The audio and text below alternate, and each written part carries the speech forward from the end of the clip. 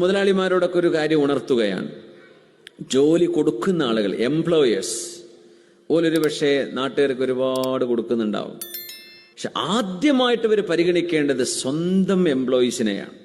അവനവന്റെ കൂടെ ജോലി ചെയ്യുന്ന പണിക്കാർക്ക് ഒരു മാന്യമായ ശമ്പളവും അവർക്കൊരു സന്തോഷത്തിന് പെരുന്നാളോ റമദാനോ വിശേഷപ്പെട്ട ദിവസമോ വരുമ്പോൾ ഒരു ഇൻക്രിമെന്റ്, എന്തെങ്കിലും ഒരു അധികം, ഒരു സമ്മാനമായിട്ട് ഒരു 100-200 അവർക്ക് കൊടുക്കുന്നു. അതുപോലും കൊടുക്കാതെ അവരുടെയൊക്കെ ചങ്കിന് പിടിച്ചു വെച്ചിട്ട് നാട്ടുകാർക്ക് ലക്ഷങ്ങൾ വാരി കൊടുക്കുക എന്ന് പറഞ്ഞാൽ അള്ളാഹുവിന്റെ മുമ്പിൽ രക്ഷപ്പെടാൻ കഴിയില്ല. കാരണം നിങ്ങൾക്ക് കിട്ടുന്ന ലക്ഷങ്ങൾ ഈ പാവങ്ങളുടെ അവരുടെ വിയർപ്പാണ്. അവരുടെ വിയർപ്പിൽ നിന്നാണ് നിങ്ങൾക്കിത് കിട്ടുന്നത്. അത് നമ്മൾ ഏറ്റവും അർഹിക്കുന്നത് നമുക്ക് വേണ്ടി പണിയെടുക്കുന്ന എംപ്ലോയീസിനെയാണ്. പിന്നെ നമ്മുടെ ബന്ധുക്കള്, നമ്മുടെ അയൽപക്കങ്ങള്, ഇതൊക്കെ ക്ലിയർ ചെയ്തതിന്റെ ശേഷമാണ് ആ സർക്കിളിന്റെ പുറത്തേക്ക് പോകേണ്ട കാര്യം തന്നെയുള്ളൂ. എപ്പോഴും ചെയ്യേണ്ട കാര്യം അതാണ്.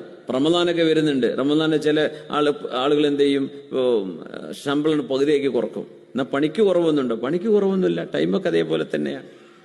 പക്ഷെ അതൊരു എഗ്രിമെന്റ് ആണ്. നിങ്ങൾ അങ്ങനെ പരസ്പരം എഗ്രി ചെയ്ത വിഷയമാണ്, ഒരു കുഴപ്പമില്ല.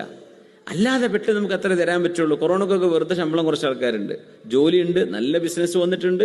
ബിസിനസ് ഇല്ല, തളർന്നു പോയതിനെ കുറിച്ചല്ലേ പറയണത്. അങ്ങോട്ടും ഇങ്ങോട്ടൊക്കെ മനുഷ്യന്മാർ അണ്ടർസ്റ്റാൻഡിങ് ചെയ്യണം, അല്ലേ?